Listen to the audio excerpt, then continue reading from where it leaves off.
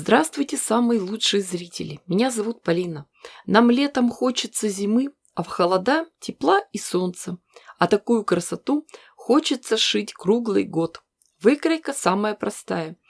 Нарежем несколько полукругов. Радиус примерно 8 сантиметров. У меня 24 детали. Как с ними работать дальше? Очень просто. Сворачиваем пополам и прошиваем сторону. А в том месте, где уголок, делаем закругление. Дальше каждую деталь выворачиваем, открытый край собираем иголкой с ниткой. Внутрь помещаем кусочек синтепона. Стягиваем нитку и зашиваем отверстие. Чашелистники можно сделать из фетра. Сразу скажу, фетр я не нашла, но в хозяйственном магазине обнаружила прекрасную вискозную салфетку для уборки. Как раз то, что надо. Вот так, не торопясь, выращиваем прекрасные ягоды клубники. Новый сорт. Отличаются прекрасным цветом и размером. Правда, насчет вкуса и питательной ценности большой вопрос. Готов урожай прекрасных ягод клубники. Но нам нужна емкость, в которой будем подавать эту вкуснятину. Подготовим выкройку овала.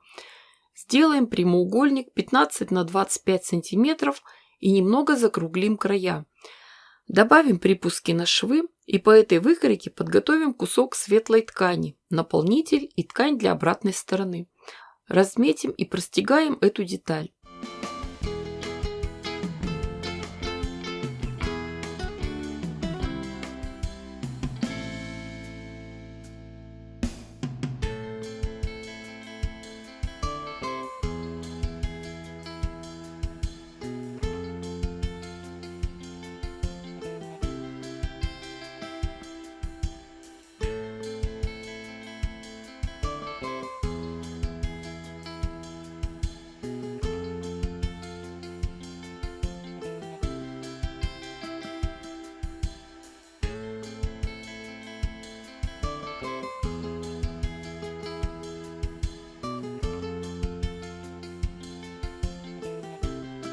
После этого приступим к изготовлению бортиков. Для начала прошьем вместе ткань для внутренней стороны с утеплителем. Затем уложим вместе лицом к лицу эту деталь с тканью для лицевой стороны и прошьем их по краю. После этого приложим бортик к детали донышка и уточним размеры. Заготовку бортика надо развернуть, расправить и прошить боковой шов.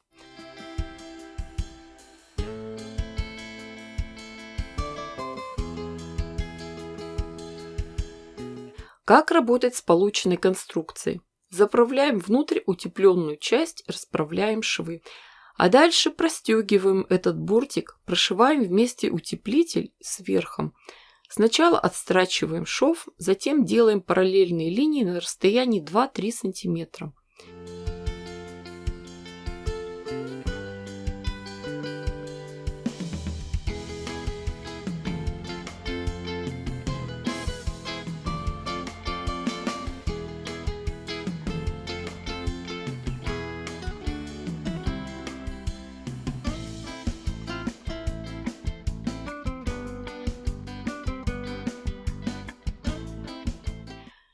Перед тем, как вшивать донышко, проверим размеры, а уже затем вырежем нужное. После этого приступаем к вшиванию донышка.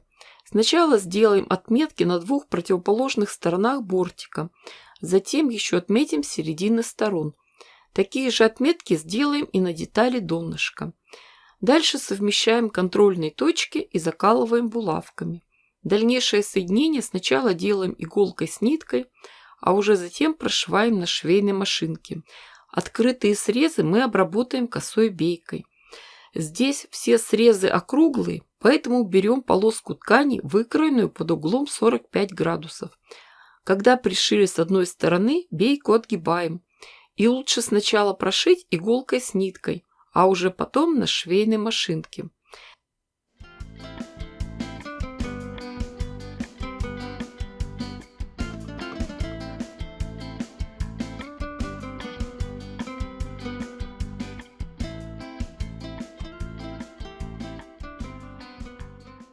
Еще можно сразу подготовить ручки. Обратите внимание, как мы сворачиваем кусочки ткани, а потом их прошиваем. Их ширина 8 см, длина 12 см. Заготовки надо вывернуть. С помощью пинцета внутрь вставляем плотные скрутки синтепона. А дальше уже определяем место для ручек и пришиваем их потайным швом. Ну что ж, у нас готова верхняя часть кастрюльки. Теперь заполним ее вкусными, сочными, ароматными ягодами. Покажем всему миру, какие мы хозяюшки. Пришивать их будем иголкой с ниткой. Старайтесь пришивать покрепче. Сами понимаете, что наверняка найдутся желающие их оторвать. Даже если год будет неурожайный, вы всегда порадуетесь нашими красивыми клубничками. И получилась у нас прекрасная коробочка с хохломской росписью, полная ягод. Не подумайте плохого. Это не для того, чтобы давать напрасные надежды вашим домочадцам. Это просто грелка на чайник. Хотя и как шутка над любителями клубники тоже подойдет. Бутылочка водочки, кокетливо выглядывающие сумочки и вкусно пахнущий беляшек придадут вам неземное очарование в глазах мужчин. Ну что ж, девочки, я дала вам идею. Шейте, творите, вытворяйте. Не ждите чудес, чудите сами. Ставьте классы, пишите комментарии. Обязательно подпишитесь, чтобы не пропустить мое новое видео. Огромное спасибо всем, кто поддерживает меня на Бусти. С вами была Полина. Всем пока-пока и до скорых встреч!